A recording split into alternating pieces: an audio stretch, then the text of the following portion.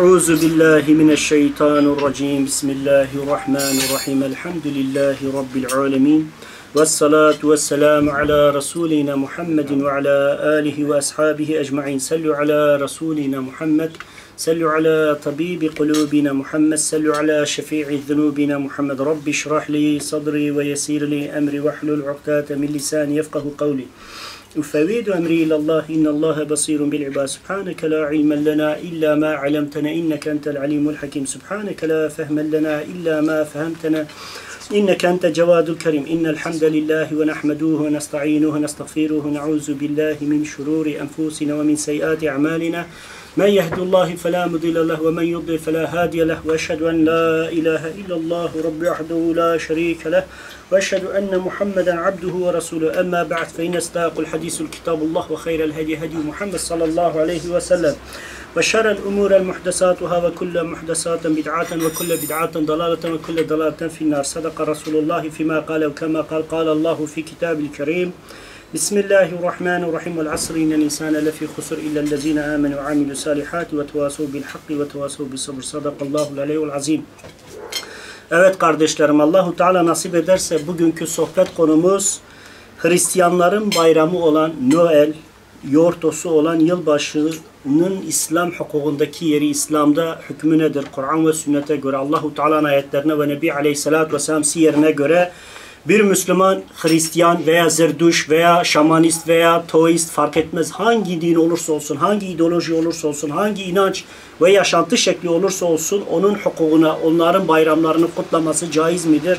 İslam hukukunda bunların yeri var mıdır, yok mudur? Biz Allahu Teala nasip ederse bunun üzerine duracağız. Çünkü biz yaşadığımız bu yüzyıl neredeyse ahir zaman dediğimiz fitnelerin artık revaçta olduğu, insanların Allahu Teala ile bağlarını kestikleri, nefisi kendilerine ilah haline getirdikleri, insanların değerlerin nefislerine göre belirlendiği, kimsenin Allahu Teala'nın hükmüne, Nebi Aleyhisselatü Vesselam sünnetine uymadığı, herkesin hevasına göre belli bir şey kendine kriter edindiği yüzyılda yaşıyoruz. Onun için acaba bir Müslüman Hristiyanlara göre Hristiyan adeti olan işte Noel'dir, Noel'dir, Noel Baba elbisesidir, kıyafetidir ve aynı keza onların yılbaşı dediği, herkesin Hristiyanların, bütün Hristiyan alemin kiliselere toplandığı ve güya Hz. İsa Aleyhisselam'ın doğumunu kutladıkları ama aslında putperestlik ve totem olan yılbaşını bir Müslüman, Allah'a ve ahiret güne iman eden ve gerçekten Müslüman olduğunu, Muhammed Aleyhisselatü Vesselam'a inandığını söyleyen bir Müslümanın kutlaması caiz midir? İşte meselemizin özü, esası budur. Allahu Teala nasip etse biraz bunun üzerine duracağız. Zaten ben şöyle bir şey söyleyeyim. İslam hukukunda yani gerçekten zaten hiçbir şekilde Nebi Aleyhisselatü Vesselam hayatına ve mücadelesine baktığınız zaman Peygamber Aleyhisselatü Vesselam her şekilde, her ibadette, her amelde, her fiilde mutlaka Yahudi ve Hristiyanlara muhalefet etmiştir. Mutlaka putperestlere, müşriklere, Allahu Teala'nın dinine, Allahu Teala isyan etmiş, Allahu Teala'ya savaş ilan etmiş. Her topluma, her topluluğa ve her inanca mutlak bir şekilde onların aksini, zıttını yapmış. Hatta Resulullah Aleyhisselatü Vesselam zamanında müşrikler bıyıklarını ve sakallarını uzatınca Resulullah Aleyhisselatü Vesselam demiştir ki biz müşriklere, biz Zerdüşlere, biz Yahudilere muhalefet ederiz. Bıyıklarımızı kısaltır, sakallarımızı uzatırız demiştir. Aynı keza Resulullah Aleyhisselatü Vesselam Medine'ye hicret ettiği zaman bakıyor ki Yahudiler de Peygamber Aleyhisselatü Vesselam bir sünneti olan Aşure orucunu tutuyor. Resulullah Aleyhisselatü Vesselam sahabeye diyor ki biz Yahudilere ve Hristiyanlara ve diğer İslam dışı ideolojilere ve hukuklara muhalefetle emrolunduk. Onun için onlar bir gün tutuyor. Biz onlara muhalefet edip 2 gün oruç tutacağız. Ya 9-10'unda tutacağız ya da 10-11'inde tutacağız diyerek Müslümanları bu sünneti bu şekilde tertip etmelerini emretmiş. Baktığınız zaman İslam hukuku baştan sona kadar İslam dışı olan, istiyorsanız Zerdüşlük olsun, putperestlik olsun, istiyorsanız Hristiyanlık olsun, istiyorsanız Yahudilik olsun, bütün inanç ve yapılarına muhalefeti Allahu Teala emreder. İnsani değerler farklıdır ama şunu ben açık ve net olarak söyleyeyim. Siz hiçbiriniz bugüne kadar bak yaşıyoruz. Yani ben 40 yaşındayım, belki 41'ine giriyorum. Siz de her biriniz değişik yaşlardasınız. Bugüne kadar duydunuz mu bir Hristiyan ve Yahudi gelip de Müslümanların bayramı olan, Müslümanların kutsal bir günü olan bir Kurban Bayramı'nda bir koç kesip ben de Müslümanlara tabi olacağım, onların yaptığını yapacağım dedi mi? Veya Müslümanların Ramazan ayına gelip de bir Hristiyan ve Yahudin kalkıp da ya biz de Müslümanlar gibi bu sene oruç tutalım dediğine şahit oldunuz mu? Veya bir Yahudi veya Hristiyan gelip de ben de camiye gideceğim, ben de 5 vakit namaz kılacağım veya ben de cuma namazını Müslümanlara tabi olarak kılacağım dediğini duydunuz mu? Asla. Her şekilde o insanlar hiçbir şekilde bizim hiçbir değerimizi ne yapmazlar? Uygulamak, tatbik etmek veya onu da bizim yaptığımız şekilde yapmak gibi bir adetleri yok ve asla bunu kabul etmez. Hatta onların hahamlarının birinin bir açıklaması vardı. Onu okudum bir papazın. Papazın bir açıklaması var. Diyordu ki Hristiyan kızlarına söyleyin ki haçlarını görünür bir yere assınlar. Çünkü o kadar Müslüman yozlaşmış, bozulmuş, İslami değerlerini kaybetmiş bu Müslüman topluluk o kadar yoldan çıkmış ki giyimleri, kuşamları, ahlakları, adetleri, her şeyleriyle Hristiyanları, her şeyleriyle Batı'yı, her şeyleriyle Avrupa'yı taklit ettikleri için kendine Müslümanım diyen veya Hristiyan olan arasında bir fark kalmadığını söylüyor. Onun için diyor siz de haçlarınızı yani Hristiyanlığın bir sembolü olan haçlarınızı boyunlarınızda gözükecek şekilde asın ki biz de sizin Müslüman değil de Hristiyan olduğunuzu görelim. Yani öyle bir devirde yaşıyoruz. Ondan dolayı zaten ben şunu söyleyeyim. Biz zaten sohbetimizin başlığı olarak Hristiyanların bayramı kabul edilen ve kabul gören Noel ve Noel yortasının olan yılbaşı kutlamak Allahu Teala'ya karşı bir toplumsal isyandır.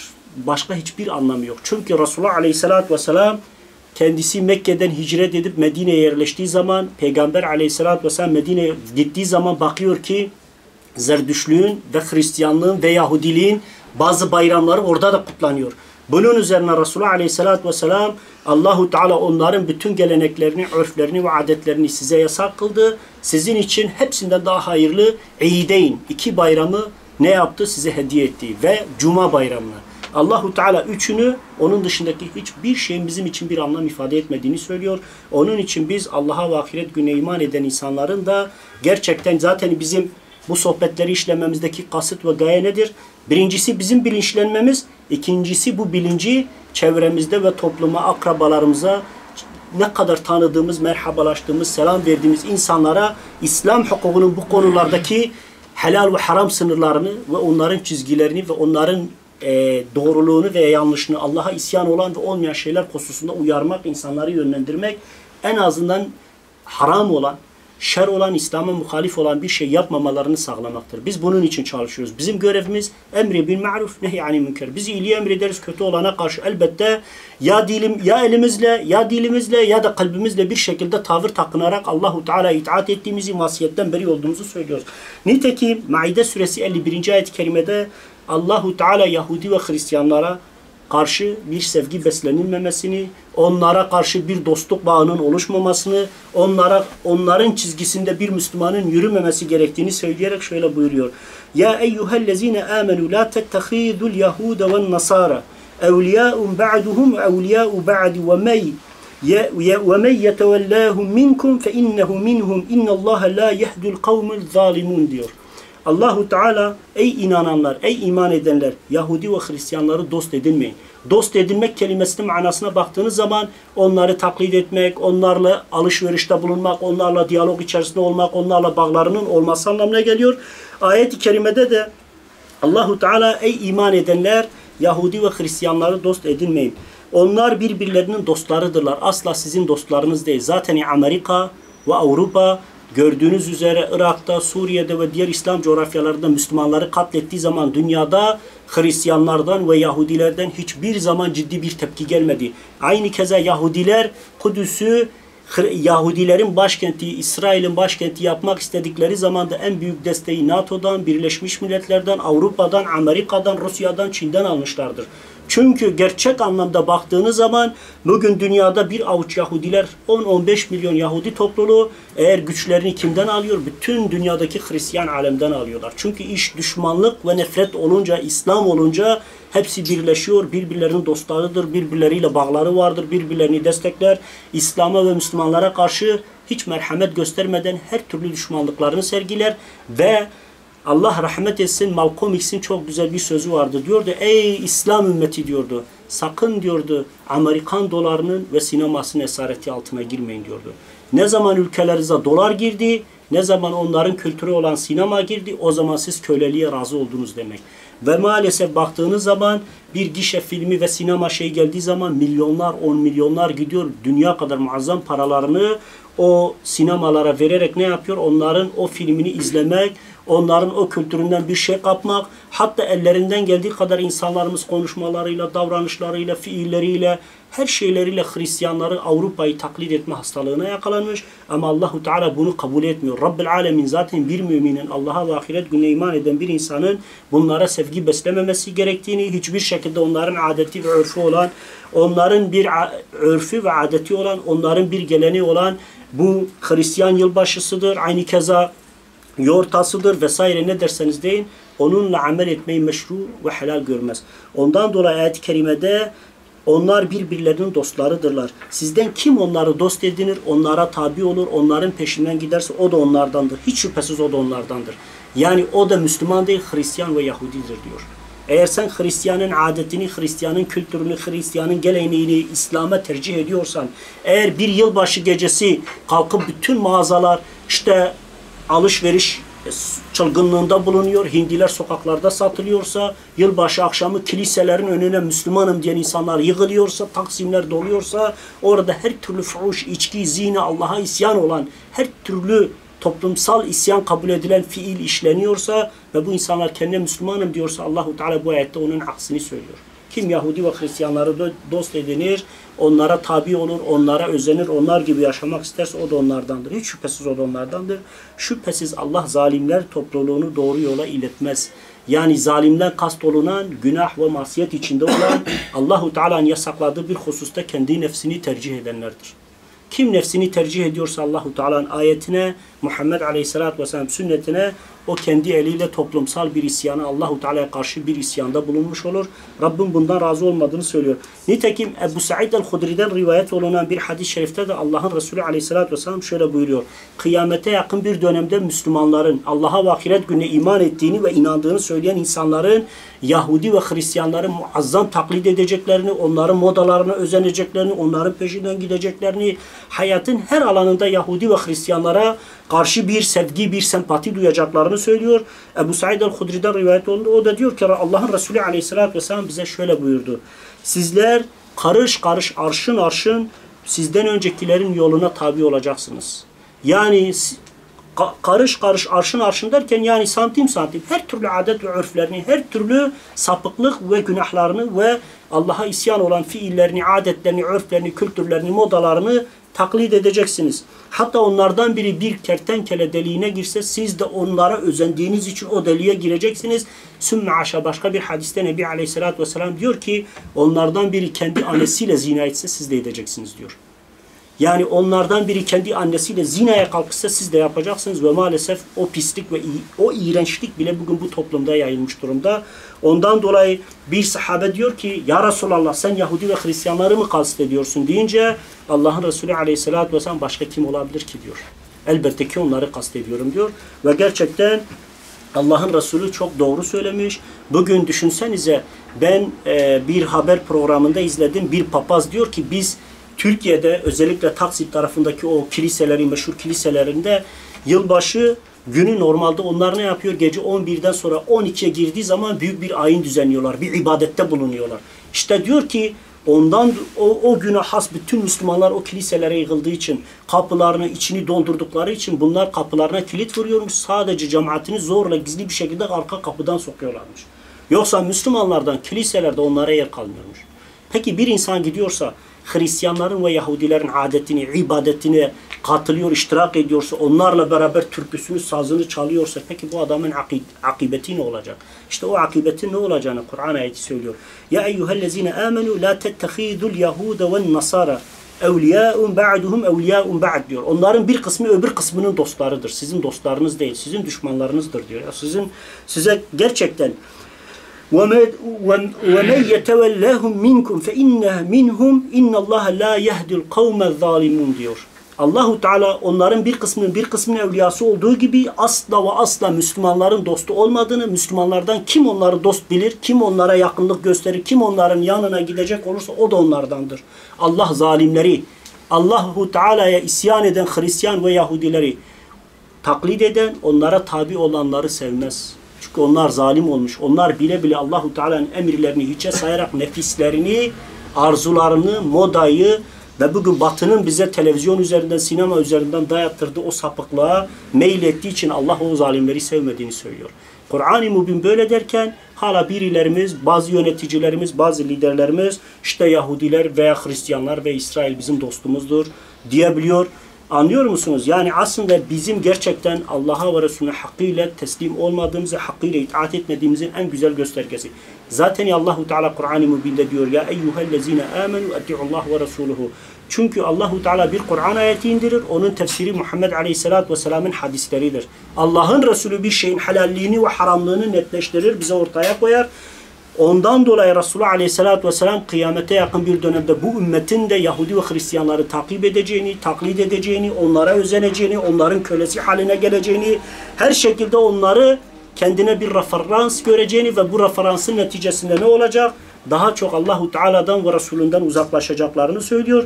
Bunu da Buhari Enbiya 50'de, Müslüm ise İlim 6'da bu şekilde bildiriyor. İkisi de müttefikun aleyhin olarak hadisin sahih olduğunu, hatta Beyhaki'de, Ebu Davud, Ahmed bin Hanbel'de ve diğerlerinde de var. Vallahi ben size bir şey söyleyeyim. Şu anda belki biz aralığın kaçındayız bilmiyorum ama şu anda bile yılbaşı hazırlıkları Türkiye'nin her tarafında son sürat devam ediyor. Hatta bizim oralarda boş arsalarda bizim Azeriler yüzlerce, binlerce hindi getirmiş, yığmışlar. Müslüman adam yılbaşı için hindi besliyor, büyütüyor. Ama bana soracak olursanız o tür ve o tarz bir ticaret de haramdır. Çünkü batıla hizmettir. Nebi Aleyhisselatü Vesselam harama giden her yolda, her hizmetin batıl olduğunu Allahu Teala tarafından kabul olunmadığını söylüyor. Nitekim başka bir ayet-i kerimede Allahu Teala açık ve net olarak diyor. Sen onların dinlerine uymadıkça, din nedir? Din, zur dediğimiz Nebi Aleyhisselatü Vesselam onların bayramları, onların adetleri, onların örfü zur diye geçer. Allahu Teala Kur'an-ı Mübin'de sen onların dinine geçmeden, onların adetlerini, onların kültürünü, onların batıl olan adetlerini, örflerini, kültürlerini kabullenmediği müddetçe onlar senden razı olmaz. Bugün Amerika, Orta Doğu'ya demokrasi getireceğim diye milyonlarca, yüz binlerce Müslüman öldürdü. 10 milyonlarca Müslüman katlettiler. Bütün Orta Doğu'da Afganistan'dan Çeçenistan'a, Çeçenistan'dan Irak, Filistin, Doğu Türkistan'dan Burma'ya kadar bütün coğrafyalarda demokrasi adı altında, adalet adı altında kendi kültürlerini, sapıklıklarını, fuhuşlarını yayma uğruna ne yapmışlardır? Oralara savaş ilan etmiş, oralarda savaşlar çıkarmış, oraları mahvetmişlerdir. Amerika Afganistan'ı işgal ettiği zaman düşünebiliyor musunuz? Her şey hayat pahalılığı diz boyumuş ama Afganistan'da en ucuz olan iki şey varmış. Biri televizyon, öbürü de jeneratörmüş. Çok ucuza Amerika satıyor. Ne için? Bir de uydu. Getirip kursunlar, binlerce fuhuş, binlerce haram, binlerce necis kanal var ki o toplum kültür yozlaşsın. Hatta İsrail Gazze şeridinde ve batıya kadar eskiden operasyon yaptığı zaman, o bölgeleri işgal ettiği zaman kalkıp onların, Filistinlerin kendi televizyonlarında çok buyurun pornografik filmler oynatarak ne yapıyordu? O insanların bilinçaltına fuhuşu, pisliği, necaseti ekmeye çalışıyor. Şu anda da aynı şey sosyal medya üzerinde muazzam bir şekilde yaydırılıyor. Bütün reklamlara, bütün şeylere baktığınızda bir şekilde Hristiyan adetleri, istiyorsanız Noel Baba figürü olsun, istiyorsanız çam olsun, istiyorsanız geyik olsun, buna benzeyen şeyler bilinç altlarımıza ektirile Hristiyanlık bizim zihinlerimizde, ruhlarımıza yerleştiriliyor. İşte ona karşı mukabilen Allahu Teala Kur'an-ı Kerim'de ayet-i kerimede açık ve net olarak sen onların dinlerine uymadıkça, onlara teslim olmadıkça, onların uşağı ve kölesi olmadığı müddetçe Yahudi ve Hristiyanlar asla senden kesinlikle hoşnut olacak değillerdir. Şüphesiz doğru yol Allah'ın yoludur. Eğer sana gelen, sana ne geldi? Sana Allahu Teala bir vahiy indirdi. Sana gelen ilimden, Kur'an ve sünnetten, haktan ve tevhidden sonra onlara uyacak yani hevalarına uyacak olursan senin için Allah'tan ne bir dost vardır ne bir yardımcı. Yani yarın öldüğün zaman kıyamet günü mahşer meydanı Allahu Teala huzuruna çıkarıldığı zaman Allahu Teala asla sen onlara uyduğun için istiyorsanız Zerduş bayramı olan Nevruz olsun, istiyorsanız Hristiyan bayramı olan yılbaşı dediğimiz onun yortası olsun, ne olursa olsun kafirlerin, zalimlerin, zulüm sahiplerinin ve batıl dinlerin adetlerini, bayramlarını kutlamanın her şekilde kişiyi kıyamet günü mahşer meydanında temize çıkarmayacağını, Allahu Teala nezdinde temize çıkmayanlardan olacaklarının haberini veriyor. Onun için gerçekten dikkat edilmesi gereken bir husus. Çünkü Ebu Davud'un ve Ahmed bin Hanbel'in ve diğerlerinin sahih bir senetle rivayet ettiği bir hadiste Resulullah Aleyhisselatü Vesselam men teşebbâhe bi kavmihi fehuve minhum diyor. Kim bir kavme benzerse, kim bir kavmin adetiyle, örfüyle, bayramıyla, geleneğiyle, giyimiyle, kuşamıyla, tıraşıyla onlara benzerse ne diyor? Fehuve minhum. O da onlardandır. Bunu Hz. Muhammed Aleyhisselatü Vesselam söylüyor. Onun için sahabeyi bazıları gelip İslam'a girdiği zaman, kelime-i şehadet getirdiği zaman onlara ne demiş biliyor musunuz? O sapık inancın sembolü olan saçını kes ve tıraş ve sünnet ol demiştir. Neden? Çünkü Mekke müşriklerinin bir tıraş şekli vardı. Hatta Resulullah Aleyhisselatü Vesselam döneminde Mekke müşrikleri ne yapıyormuş? Başlarına tas geçirip o tasın etrafında jilet vuruyorlarmış. Ortası saçlı kalıyormuş. Ve baktığınız zaman Hindular saçlarının sadece ön kısmında bir saç topuğu bırakıyorlardı. Bu şamanizm veya diğer dinlere mensup olan her birinin kendine has bir saç şekli vardı. Onun için Muhammed Aleyhisselatü Vesselam hepsine muhalefet olarak bir yönden saçın hiçbir tamamen uzatma yöntemi, bazen de jilet vurma yöntemiyle onlara muhalefet etmiş, onların adetlerine uymamış, müşriklerden veya Hristiyanlardan veya Zerdüşlerden yani Yezidilerden Müslüman olanlara da şu tavsiyede bulunmuş. Eğer Yahudi ise ona git saçını kes. Çünkü Yahudilerin bir saç stili var. Şurada gördüğünüz gibi uzatıyorlar. Diğer kısımlar farklıdır. Diyorlar ki onların inancına göre hatta örüyorlar bile.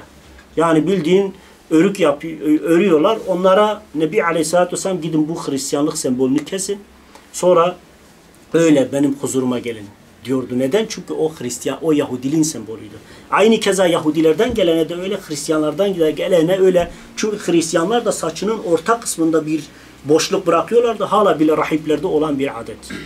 Yani onun için İslam hep muhalefeti emretmiş. Ondan dolayı Resulullah Aleyhisselatü Vesselam men teşebbehe bi kavmihi kavmin fehuve minhum demiş. Kim bir kavme benzerse ister adet, ister örf, ister yaşantı, ister düşünce, ister fikriyat, ister kültür her yönüyle kim bizden olmayan bir topluluğa benzerse o da onlardandır diyerek Resulullah Aleyhisselatü Vesselam net olarak bildiriyor. Hatta hadisin şerhini yapan İmam Muhammed bin Abdülrauf el-Münavi şöyle der. Demiştir. Yani dış görünüşte onlar gibi giyinmesi, onlar gibi davranması, onların evleri gibi evler edinmesi, onların ahlaklarına bürünmesi, onların yolundan gidilmesi, giyim kuşamda, bazı fiillerde onların yolunu tutulması, yine gerçek bir benzeme dışı ve içi birbirine tam uyması anlamına gelir ki bu da onlara benzemek, onlara tabi olmak, İslam'la bağını kesmek demektir. Ama maalesef düşünsenize 1924'te Mustafa Kemal bu ülkede İslam şeriatını lağvedip yerine bu batıl ideolojiyi, laikliği ve demokrasiyi bize dayattırdığı zaman İslam alimlerinden yüzlercesi idam edildi. Yüzlercesi ne için? Batı adetine uymamak, Peygamber Aleyhisselatü Vesselam men teşebbâhe bi kavmihi fehuve minhum hadisinden dolayı hiçbiri şapka giymemiş, şapka giymedikleri için idam edilmiş. Hatta Kahramanmaraşlı maşallah Ali Efendi diye bir alim var. Diyormuş ki benim ismim maşallah Ali, şapka giymem inşallah la ilahe illallah öyle de asılmış yani. Bunu küfür sebebi görmüşler. Bizse şu anda giyim kuşamımızın İslam'la bağlı. Düşünün ki 600-700 insan sadece istiklal mahkemelerinde başına fötür şapka takmadığı için asılmış alimlerimiz var. Bugün ise yaşlılarımızın başından çıkartamıyorsunuz. Düşünsenize Bediüzzaman Said Nursi Atatürk ne diyor mecliste? Diyor ki sen diyorsun ki kim fötür şapka takarsa kafir olur. Onun da diyor ki kurmaylarına takın bakayım kafasına o da kafir olsun. Bediüzzaman diyor ki ben irademle ve isteğimle hiçbir zaman frengin şapkasını takmadım. Siz zorlamayla, cebbarlıkla, zorbalıkla bunu bana taktırdığınız için ve bu konuda benim rızam olmadığı için asla küfre girmem. Ama kendi kafasına geçirdiğinde sen iraden ve isteğinle taktığın için şu anda sen kafirsin diyebiliyor yani. Öyle insanlar ve gerçekten de öyle. Baktığınız zaman İslam uleması, eski alimler, İmam Rabbani'dir, İmam Şafii'dir, Ebu Hanife'dir. Bütün İslam ulemasına göre İslam'ın adeti olmayan, İslam'ın örfü olmayan, İslam'ın yapısı olmayan bir şeye tabi olmak, o da onlara benzemek. Çünkü insanoğlu zamanla onlara dönüyor. Bugün Türkiye'de toplumumuz kadar ticarette, ekonomide, alışverişte yapılan her işlemde bakın yalan dolan, sahtekarlık, kapitalizm almış başını gitmiş. Çünkü artık ne oldu? Beyinlerimiz kapitalistleşti. Beyinlerimiz onlara döndü. Beyinlerimiz batı modeli tamamen paraya entegre oldu. Kendimizi kaybetmeye başladık. İşte İslam alimleri diyor ki bir insanın dışı küfre benzediği zaman zamanla kalbi de benzer. Ya olduğun ya da göründüğün gibi diyorlar ya. İnsanoğlu zamanla ne oluyor? Tahrif oluyor. İnsanoğlu zamanla yozlaşıyor. İnsanoğlu zamanla haktan batıla dönebiliyor. Onun için alimler ittifakla demiştir. Kim kafirlerin dini olan alametlerden herhangi birine tabi olursa küfre girer. Mesela düşünsenize Noel Baba kıyafeti bir Hristiyan adetidir ve Hristiyanların onlara göre bir peder, büyük bir papaz, bir azizin giyim şeklidir. Ondan dolayı onların inancında Noel Baba bir azizdi ve her yılbaşı akşamı yani güya Hz. İsa Aleyhisselam dünyaya teşrif ettiği o gece bütün çocuklara hediye dağıtır. Eğer bir insan bu kanaatte olursa, bu böyle bir inanca sahip olur ve onların giysisini giyer de o şekilde sırtına çuval atıp sokaklarda gezerse o da onlardandır kardeşim. O da onlarla aynen onların dini üzerinedir diyor yani. Bunu biz söylemiyoruz eski alimler. Bir de ben size bir şey söyleyeyim. İslam hukuku hiçbir zaman değişmez yani. Biz bugün 2000'lerin içindeyiz. 2017-18'lere doğru gidiyoruz. İşte şartlar değişti, İslam hukuku değişti diye bir kaide yok. Yaşadığımız sistem değiştiği için alimler korkudan İslam'ı anlatamadığı için her geçen gün yozlaşan, İslam'ı kaybeden bir toplum var. Onlar yozlaşınca, onlar İslam'dan vazgeçince biz de kalkıp İslam'ın hükmünü de değiştirecek değiliz. Onun için Nebi Aleyhisselatü Vesselam hadislerinde, naslarında bu konuda uyarmış ve Müslümanların kesinlikle bunlardan uzak durmasını söylüyor. Aynı keza o okuduğumuz ümmetim kendisinden önceki toplumların, önceki dinlerin, inançların, batıl yolları karış karış, arşın takip edecek hadisinde başka bir sahabe diyor ki o sırada biri dedi ki ya Resulallah Farslıları ve Rumluları mı kastediyorsun? Yani Farslı derken Fars kastedilen Zerdüştlük ve Budizm ve buna benzeyen dinler ve ideolojiler. Çünkü o onun temsilcisiydi. Rumlar da Hristiyanlık ve Yahudiliğin temsilcisiydi. Bunları mı kastediyorsun deyince Allah'ın Resulü aleyhissalatü vesselam insanlar onları temsil etmiyorlar da neyi temsil ediyorlar? Yani insanlar onlara benzediği zaman zaten onları temsil ediyorlar. Onlar gibi oluyorlar. Yani bugün ben sana bir şey söyleyeyim. Bir Müslüman olarak kalkıp ben örnek vereyim ya gidip sakalımı beyaza boyadım gittim Noel Baba kıyafeti giydim üstüme bir çuval attım geziyorum. Peki o gören o küçük çocukların bilinçaltına ne ekiliyor? Onların batıl inancı ekiliyor. O çocuk beni gördüğü zaman demek ki bu iyi bir şeydir veya güzel bir şeydir deyince o batılı biz meşru etmiş oluyoruz. O haramı biz hizmet edilmiş oluyoruz.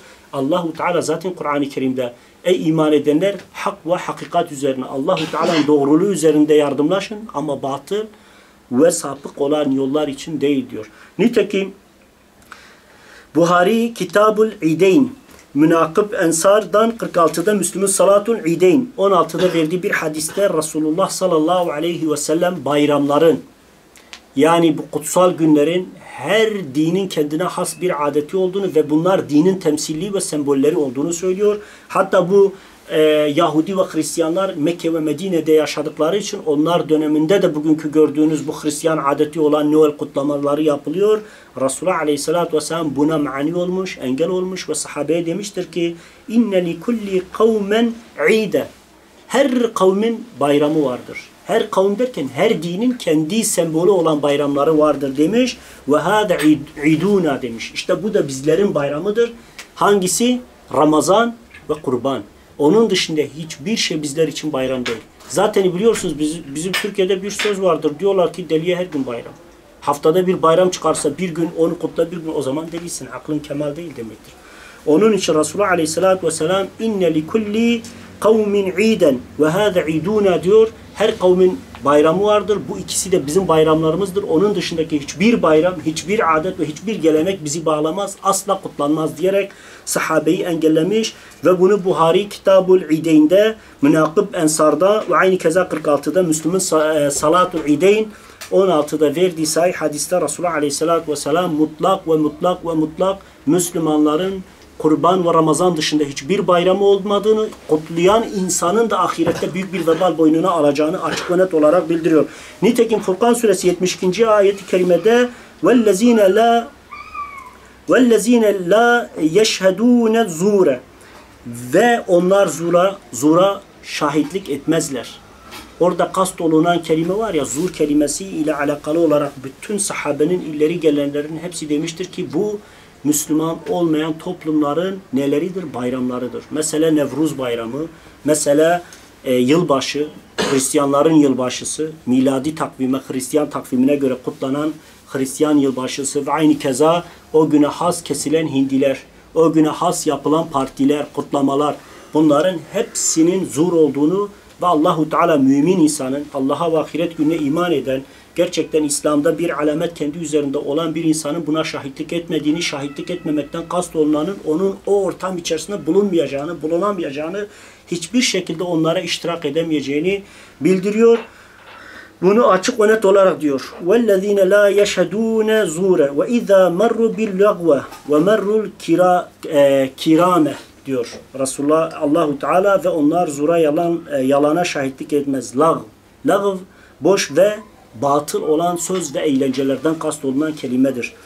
Rastladıklarında ise şerefli ve izzetli bir şekilde yüzlerini çevirir, oradan uzaklaşırlar. Diyor Allahu Teala Furkan suresi 72. ayet-i kerimede. Ayette geçen onlar ki zura şahitlik etmez ayetinden kast olunan sahabenin, tabiinin ve tabi'in müfessirlerinin İmam Müştehid zurun müşriklerin bayramı olan, istiyorsanız Noel olsun, istiyorsanız yılbaşı olsun, istiyorsanız zerdüştlük, istiyorsanız mihrican, istiyorsanız buna benzeyen bütün batıl. Hatta 29 Ekim Cumhuriyet Bayramı olsun. Hiç fark etmez. Hepsi buna dahildir.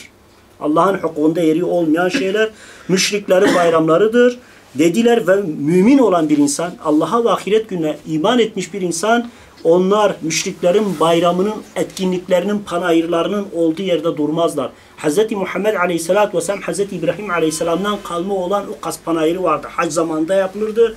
Allah'ın Resulü oraya gider. Ne için? Çünkü hac zaten Allahu Teala'nın Hz. Adem Aleyhisselam'dan günümüze kadar farz kıldığı bir ameldi. Allah'ın Resulü oraya gider, tebliğ ve davetini yapardı. Çadır çadır gezerdi. Onların hepsini neye? Allah'a ve Allahu Teala'yı tevhiddi, birlemeye, Allah'a kulluğa, Allahu Teala'nın yolunda gitmeye davet ederdi. Ama asla onların eğlencelerine, şiir yarışmalarına, etkinliklerine, partilerine hiçbir zaman dahil olmadı. Sadece tebliğ ve davet amaç ve gayesiyle Ukaz panayırında bulunmuş, orada insanları davet etmiş, tebliğini yapmış ama onlardan şiddetle sakınmıştır. Hatta Zehebi'nin Hristiyanlara benzemeye dair bir risalesi var. Orada şöyle bir söz var. Eğer Yahudi ve Hristiyanlara özgü bir bayram varsa, Müslüman bu bayramların hiçbir şekilde ne katılabilir ne bulunabilir. Çünkü onlara benzemek olur diyor. Çünkü ayet-i kerimede ezzurdan kast olunan, yani batıl olan bayramlar, batıl olan adetler, batıl panayırlar diyor. Ondan dolayı Müslümanın bunlara katılması söz konusu değil. Abdullah bin Amr, Allah ondan razı olsun, dedi ki kim onların nevruzlarına veya mihrican festivallerine, yani batıl olan Hristiyanların, Yahudilerin, Zerdüşlerin. Şimdi mesela düşünsenize, çok garip şey, yani mesela öyle bir yüzyıldayız ya, Nebi Aleyhisselatü Vesselam geliyor Medine'de, bakıyor ki hem yılbaşı kutlanıyor hem de Nevruz kutlanıyor. Ve demiştir ki bunlar batıldır, bunları terk edin, bunlar bizim bayramlarımız değil, bunlar batıl inançların ve ideolojilerin, dinlerin temsilidir. Çok garip, bakıyoruz Türkiye'de hem yılbaşı kutlanıyor hem Nevruz kutlanıyor. Demek ki Resulullah Aleyhisselatü Vesselam dedi ya, Yahudi ve Hristiyanların veya Zerdüşlerin veya Rumları adım adım karış karış arşın takip edeceksiniz dediği sözü kıyamette, ahir zamanda, kıyamet öncesinde zuhur edeceği söylenen o söz bugün zuhur etmiş. Biz Yahudilerin ve Zerdüşlerin ve diğer sapık dinlerin bütün adetlerini, Kara Cuma düşünsenize ya, Hristiyanların bir bayramı iken Türkiye'de onu bile kutlamaya başladılar yani. Çünkü işin altında büyük bir israf hareketi, insanları sömürmek, aldatmak, işte %70'lere, %80'lere varan indirimler adı altında hem çürümeye, depolarda çürümeye tutmuş olan malı elden çıkarmak, stokları bitirmek, hem de insanları Hristiyanlık ve Yahudilik ve diğer batıl dinlerin adet ve örflerini meşrulaştırma oyunlarından başka bir şey değil. Peki ne oluyor? Müslümanım diyen insanlar koşa koşa bunların peşinden koşuyor. Ve bu insanlar o kadar İslam'a olan kin ve nefretlerini koymuşlar ki özellikle Cuma gününe getirmiş, adını da Kara Cuma koymuşlar. Yani İslam'ın bayramını kötü gösteriyor. Anlıyor musunuz? Hakaret mahiyeti taşıyor. Ama burada kendine Müslümanım diyen, hatta bizi böyle sanalda, internette izleyip de hakaret edenlere baktığın zaman çok af buyurun, izzet ve şereflerini ayaklar altına atıp da onların her türlü etkinliğine de koşmayı biliyorlar. Lafa gelince elhamdülillah Müslümanım demeyi de biliyoruz. Ama Allahu Teala öyle demiyor. Zaten bir insanın hakkın mı, bir insanın batılın kulu olduğuna karar veren, hüküm veren Allah ve Resuludur. Beşer değildir. Sen nefsine göre herkese evliyadır. Bugün kim nefsine toz kondurmuş ki? Ama önemli olan Rabbimin ne dediğidir. Onun için o diyor ki kim onların nevruzlarını ve mihricanlarını, festivallerini kutlar ve onların benzediği halde tövbe etmeden ölecek olursa mutlak kıyamet günü onlarla haşrolunur diyor. Zaten biz Fatiha'nın sonunda وَلَا دَالِينَ غَيْرِ مَغْدُوبِ عَلَيْهِمْ وَلَا دَالِينَ amin derken sapıklık ve batılda haddi aşmış olan Yahudi ve Hristiyanların değil diyoruz. Allahu Teala'dan onlarla haşrolunmamayı talep ediyoruz. Onlardan beri olmayı talep ediyoruz ama yaşantıda uşakları oluyoruz. Yaşantı ve adette, örfte ve kültürle onların kuyruk yağına dönmüşüz. Acaba elin Hristiyanı ne yapacak? Onu taklit etse. Ya Avrupa'da bir moda çıkıyor. Acayip çingene işleri bakıyoruz. Bir hafta sonra Türkiye'de yayılıyor. Yani insanlar tamamen nefse, tamamen egoya tabi olmuş. Hiç kimse Allah ve Resulünün bu konudaki hükmünü göz önüne getirmiyor. Bazı müfessirler bu ayetin ilk cümlesindeki zura şahitlik etmezler. Yani yalan şahitlik yapmazlar ifadesini onlar müşriklerin bayramlarını asla kutlamadıkları gibi orada hazır da bulunmazlar diye ne yapmışlardır? Tefsir etmişlerdir.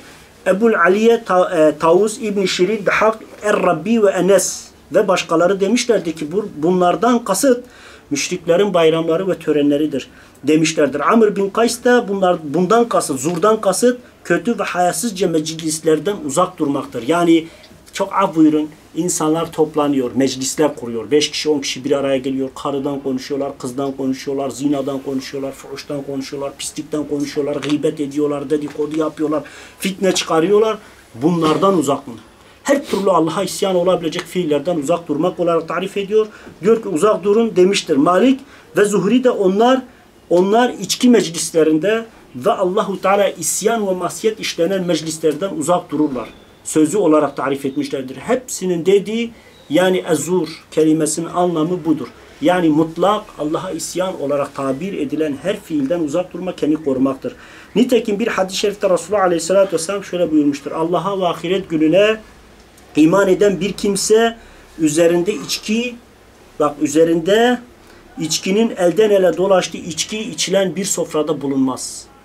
Allah'a ve ahiret gününe iman eden bir Müslüman üzerinde içkinin gezdiği, sofrada içkinin bulunduğu bir ortamda bulunmadığı gibi ondan asla ortama oturmaz. Yani insanlar kumar oynuyorsa bir mümin orada oturamaz. İnsanlar batıl adet ve örfleri yapıyorsa insanlar bulunmaz. Allah için ya siz görmüyor musunuz? Mesela yılbaşı akşamları İstanbul'un göbeğinde Taksim'de yüz binlerce genç Müslümanım diyen insan toplanıyor. Dünyanın fuhuşu, dünyanın içkisi, dünyanın tacizi, dünyanın rezilliği ve pisliği işleniyor. Ve adamlar gidip orada millete taciz edince bu sefer de televizyonlar insanları batıla teşvik eden, insanları zinaya, fuhuşa, tacize, tecavüze teşvik eden fitne vizyonlar devreye giriyor. Efendim terbiyeli, iffetli kızlara. Eğer terbiyeli, iffetliyse gecenin birinde ikisinde orada ne işi var? Çok mu? Yani ne işi var? Bunu da sormak lazım. Helal ve haramdan yani iffet ve terbiyeden nasip almamış demektir. Çünkü eğer sen oraya gidiyorsan ve her sene bu fuhuşlar, bu pislikler, bu tacizler oluyor da bile bile gidiyorsan demek ki bir noktada istiyorsun demek yani. O haramı, o raziliği, o kepazeliği istiyorsun, talep ediyorsun. Onun için gerçekten insanoğlu helal ve haram konusunda Allah'a itaat etmediği müddetçe iflah olmaz. Yani Rabbim bir şey helal etmişse, sana izin veriyorsa onu yap. Ama sana bir şey yasaklıyorsa illa koşturmanın bir anlamı yok. Zaten İsa'yı hadiste Resulullah Aleyhisselatü Vesselam halalun beyinun ve haramun beyinun diyor. Halaller ve haramlar belli olduğunu, net olduğunu, herkesin bunları bildiğini ve beynehuma muteşebbihatuhâ diyor ve o ikisinin arasında ise müteşebbih olanlar vardır. Yani şüpheli, sakınılması gereken, helal mi, haram mı, meşru mu, değil mi olan davranış ve fiiller vardır. Allah'ın Resulü kim onlara dalarsa, kim onlardan korunursa, yani şüpheli olan, helal mi haram olduğu konusunda ihtilaf olan bir konudan sakınırsa o dinini ve arzını korumuştur.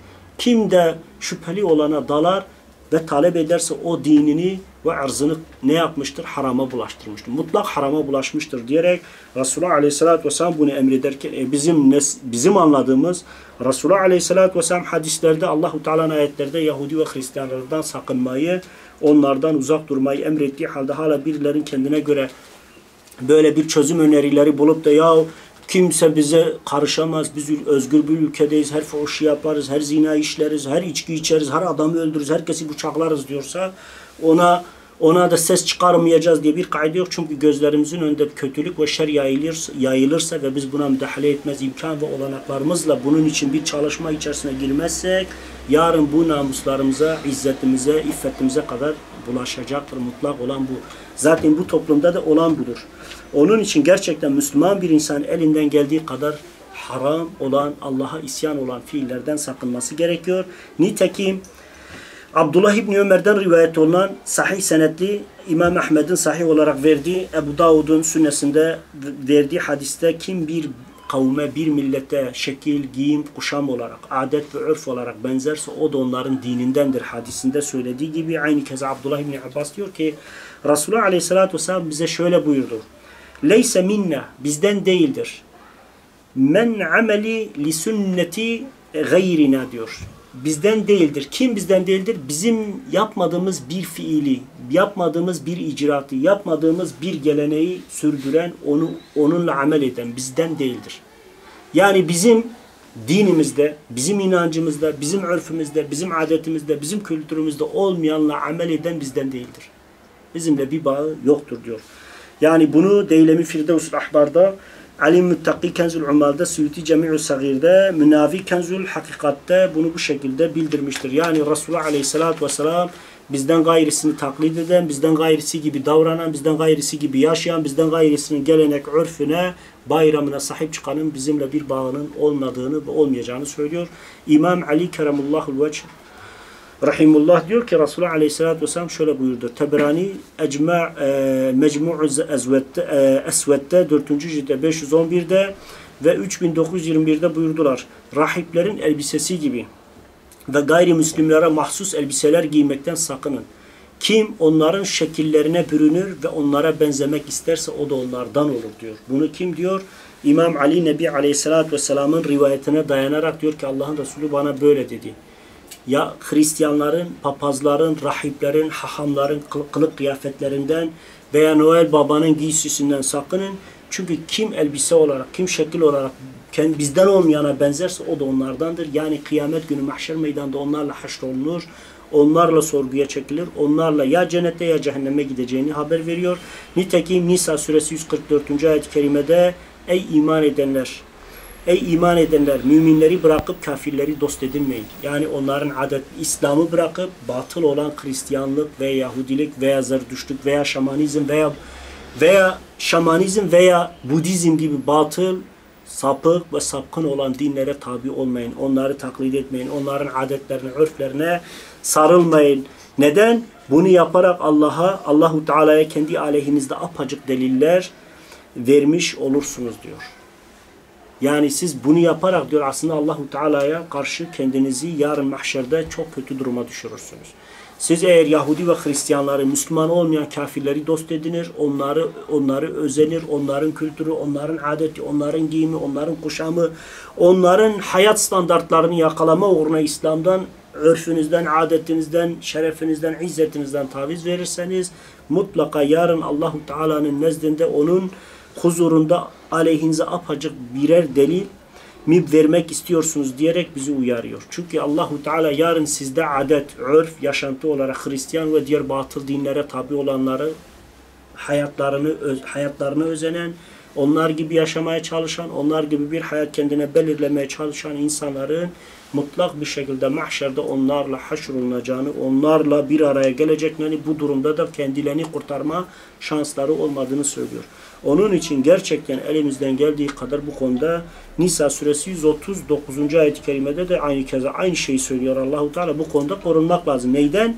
Allahu Teala'dan gayrısını dost edinmekten, İslam'dan gayrı bir din edinmekten, İslam'ın bayramları dışında başka bir bayram ve örfe sarılmaktan bu şekilde sakınmamız lazım.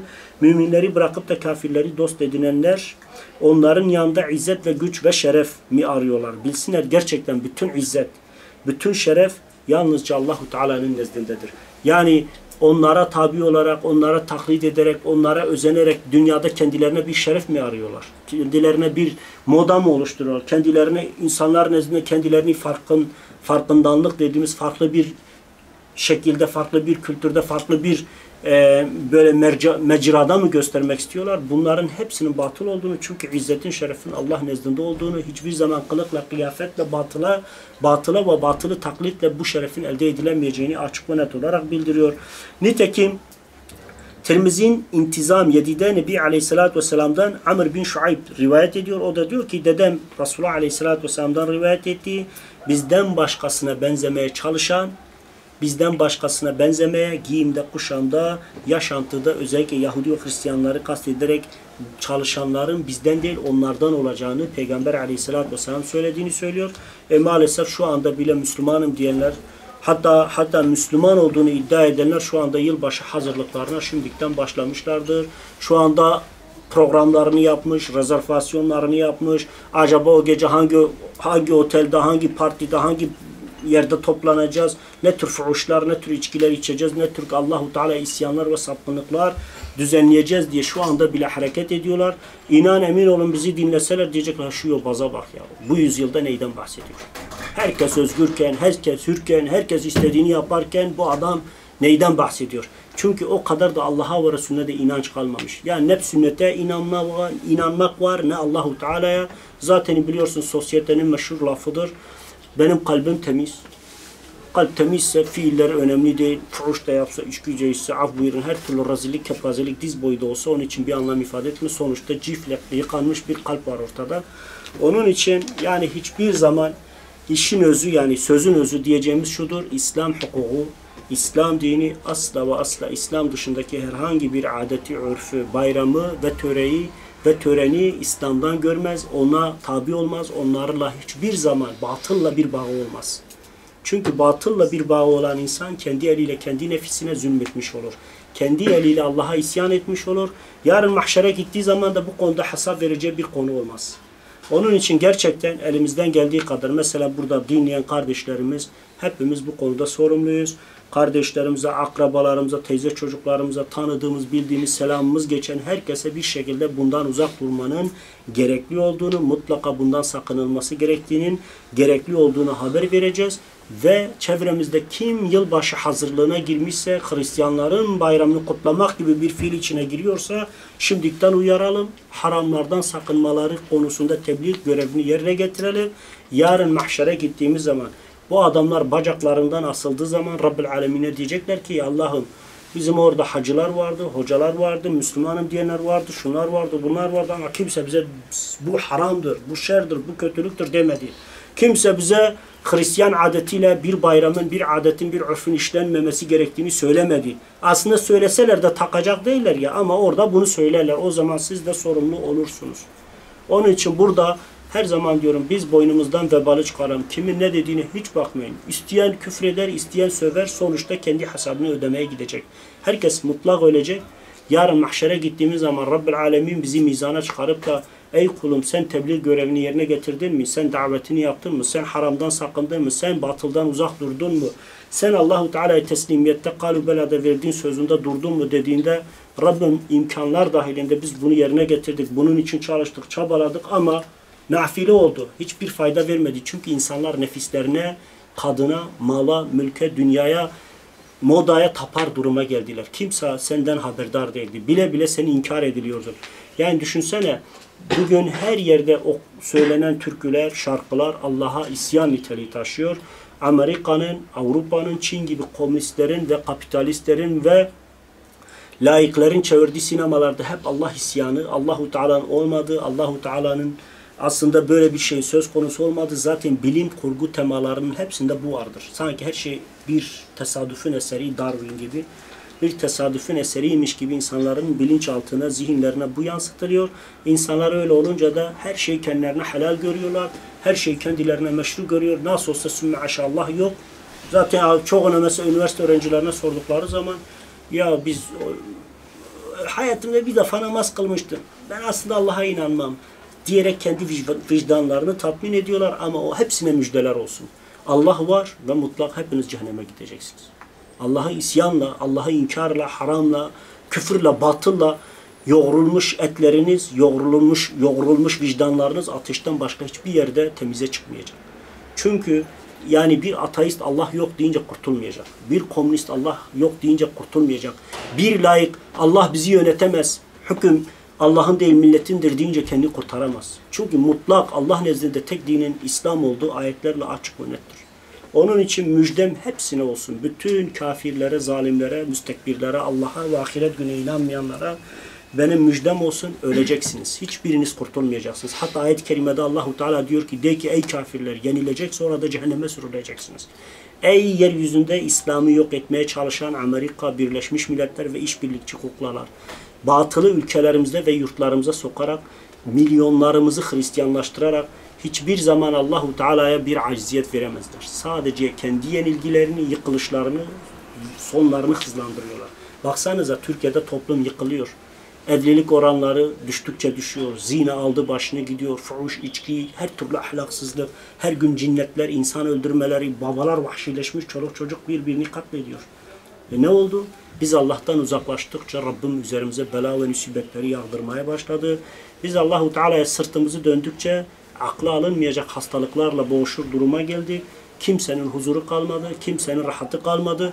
Vallahi bir günlük Allah'a isyanla bir yıl başını kutlayarak da kimse huzur yüzü bulamaz. Onun için herkese tavsiyemizdir. Bir an önce tövbe etmek hepimiz için geçerli. Bir an önce tövbe etmek, Rabbine dönmek, tam bir kulluk ve teslimiyetle ibadet etmek. Neden? Çünkü Nebi Aleyhisselatü Vesselam nesuhi bir tövbede bulunan hiç günah işlemeyen gibidir. Bu peygamberin sahih hadisidir ve peygamber hevasından bir şey söylemez. Onun konuştuğu her şey mutlak vahidir, mutlaka Kur'an'a dayanır. Peygamber Aleyhisselatü Vesselam Allahu Teala ve Kur'an-ı Mübin'de ayette de bildiriyor. Ey günahları hasebiyle haddi aşan kullarım, Allah'ın rahmetinden ümit kesmeyin diyor. Allahu Teala günahların çoğunu bağışlar. Yeter ki siz nesuhi, samimi olarak dönün. Biz de kardeşlerimize diyoruz. Ve eğer birileri yılbaşı kutlama girişimi içerisindeyse bu sözümüzü duyuyorsa vazgeçsin ki Rabbim de ona merhamet etsin. Çünkü haramla kimse bir yere varamaz. Allahu Teala hepinizden razı olsun. Rabbim bizleri haktan ve hakikatten ayırmasın. Allahu Teala bizleri hak bilip hak yolda mücadele veren kullarından eylesin. Batılı batıl bilip batıldan sakınan kullarından eylesin. Rabbim bizleri kıyamet günü mahşer meydanında Livatul Hamd sancağı altında Hz. Muhammed Aleyhisselatü Vesselam'la haşrolunan, batıldan sakınan kullarından eylesin. Aynı keza Havd-i Kevser'den Nebi Aleyhisselatü Vesselam elinden o mukadder ve o mukaddes sudan içmeyi bizlere nasip etsin. Ebedi susuzluğu üzerimizden kaldırsın. Rabbim sıratı geçen, cennetine nail olan, ebediyen sonsuz bir hayatta yani muvaffak olan kullarından eylesin. Rabbim bizleri hiçbir zaman batıla dalanlardan, Allah'a isyan edenlerden, Yahudi ve Hristiyanlara ve dalalete ermiş, helak olmuş, helak olmaya mahkum olanlardan eylemesin. İlahi salli ve sellem ya Rabbi ala habibike Muhammed Mustafa ala bi kulli ashabi kulli ecmaîn ve şuhedâi ve salihin. Lillahi'l Fatiha ve salat.